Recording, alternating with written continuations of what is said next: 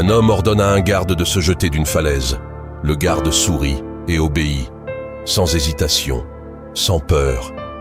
Vous venez d'assister au pouvoir le plus terrifiant de l'histoire. Un pouvoir qui a fait trembler des empires entiers. Hassan ibn al-Sabbah, un nom qui glaçait le sang des rois. Pas parce qu'il possédait la plus grande armée, pas parce qu'il était le plus riche, mais parce qu'il avait découvert comment contrôler l'esprit humain. Voici l'histoire vraie de l'homme qui a vaincu la peur elle-même. Le vent hurlait entre les pics des montagnes de l'Elbourz. Perché à plus de 2000 mètres d'altitude, un homme contemplait le paysage qui s'étendait sous ses pieds. Son nom faisait trembler rois et sultans, bien que sa forteresse n'abritât que quelques centaines de fidèles. Hassan ibn al-Sabbah, le vieux de la montagne. Il avait découvert le pouvoir absolu, celui de commander à la mort elle-même. Dans sa main, il tenait un message du plus puissant sultan de l'époque. Ces mots contenaient à la fois une menace et une supplication.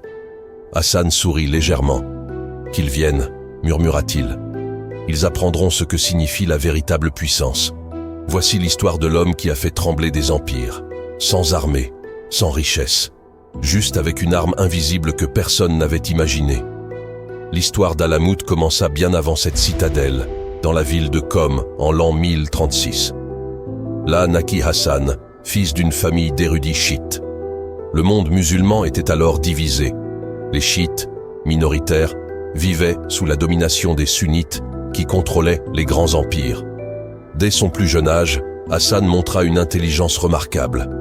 À 8 ans, il récitait déjà le Coran par cœur et posait aux théologiens des questions qui les laissaient sans réponse. Mais derrière cette soif de connaissance se cachait une blessure plus profonde. « Pourquoi devons-nous vivre cachés, père ?»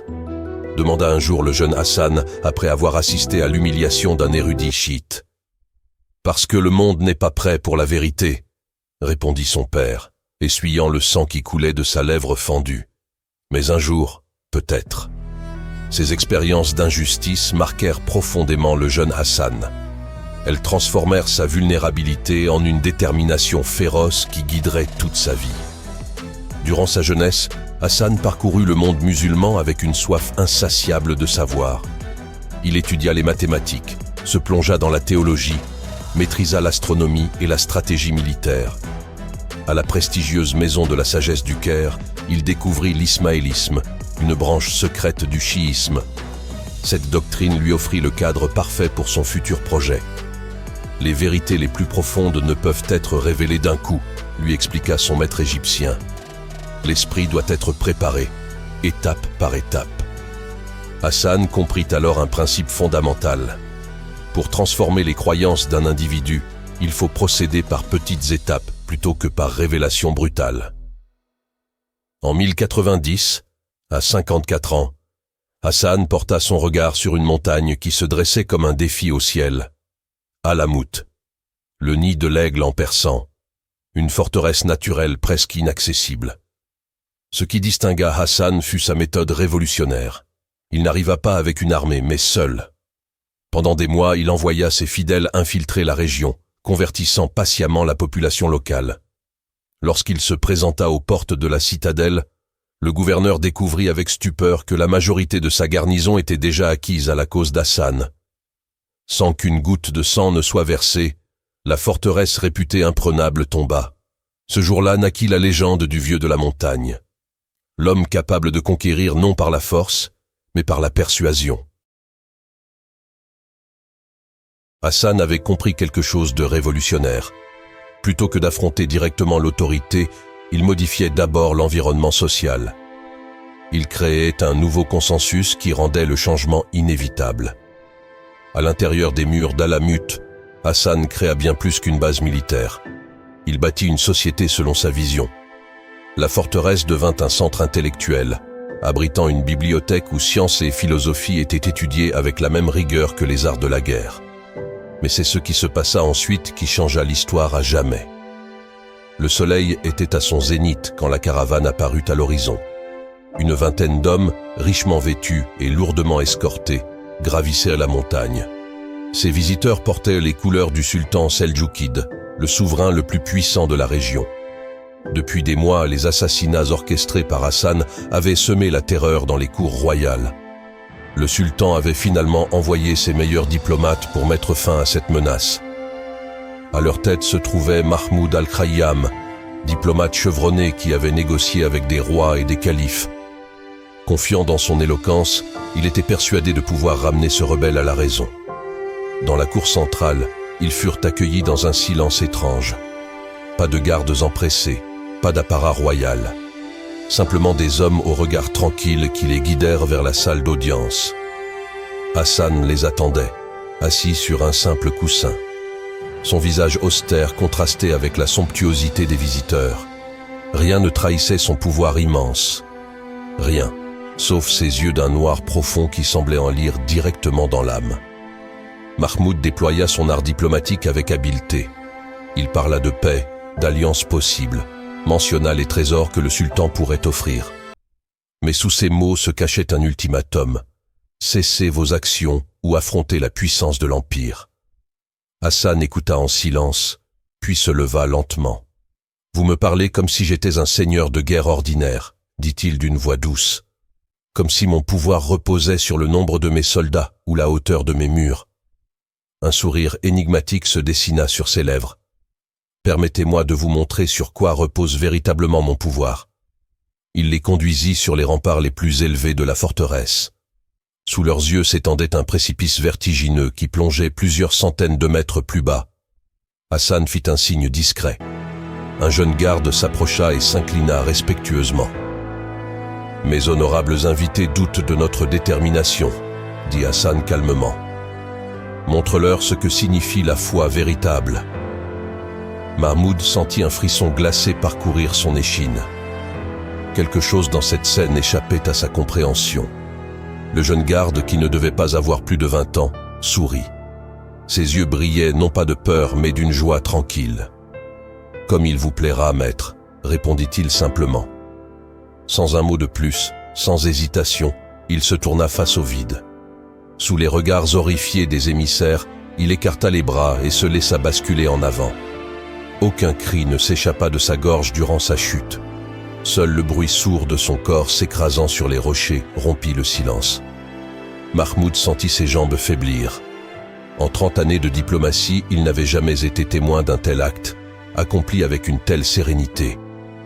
Hassan se tourna vers lui, parfaitement calme. « J'ai des milliers d'hommes comme lui, des hommes qui ne craignent pas la mort car ils savent ce qui les attend au-delà. Des hommes qui obéiront à mon moindre mot sans hésitation. » Il fit une pause, laissant ses paroles s'imprégner dans l'esprit des émissaires pétrifiés. « Maintenant, parlons de vos propositions. » Ce soir-là, la délégation repartit d'Alamut avec un traité bien différent de celui qu'elle était venue négocier. Non pas un accord de soumission, mais un pacte où le puissant empire s'engageait à respecter l'autonomie de la forteresse. Lorsque Mahmoud fit son rapport au sultan, ses mains tremblaient encore. « Nous ne pouvons pas combattre ces hommes, » conclut-il. « Ils ont vaincu la peur elle-même.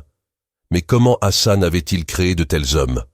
Comment avait-il transformé des êtres humains ordinaires en soldats, prêts à mourir sur un simple geste? Au cœur d'Alamut, caché derrière des portes secrètes, Hassan avait créé un jardin extraordinaire. Dans cet enclos protégé des vents glacials, des plantes exotiques fleurissaient en toute saison. Des canaux alimentaient des fontaines de marbre, tandis que des pavillons richement décorés abritaient de jeunes femmes d'une beauté exceptionnelle. Pour les jeunes recrues sélectionnés avec soin, l'expérience commençait par un rituel solennel. On leur servait un breuvage aux propriétés soporifiques. À leur réveil, ils se retrouvaient dans ce jardin paradisiaque, où tous leurs désirs étaient comblés. Hassan avait découvert quelque chose de révolutionnaire. En créant une association puissante entre sa doctrine et une expérience de plaisir intense, il rendait la croyance indissociable de l'émotion ressentie.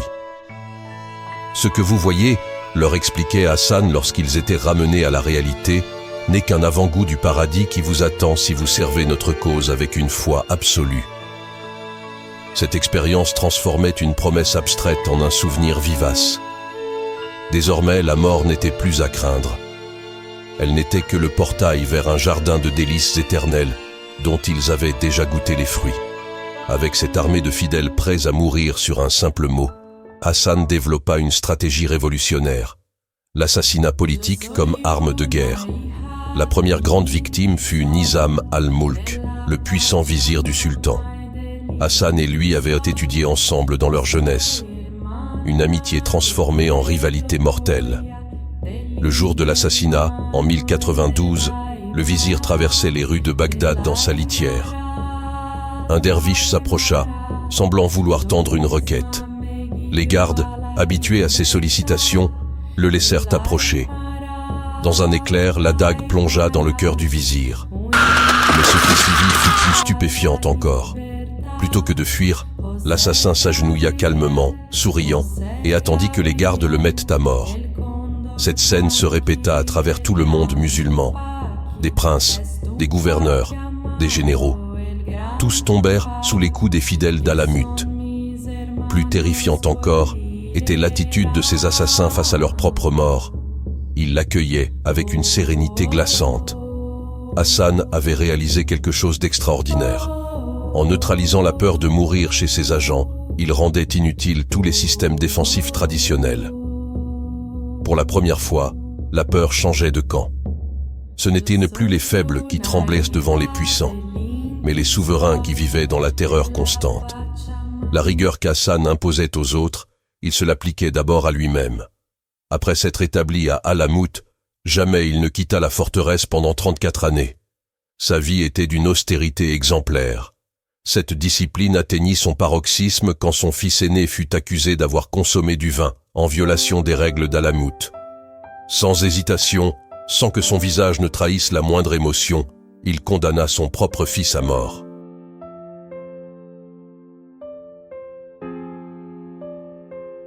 « Si le fils du maître peut enfreindre la loi, déclara-t-il, alors il n'y a plus de loi. » Cette décision terrible révèle la transformation complète d'Hassan.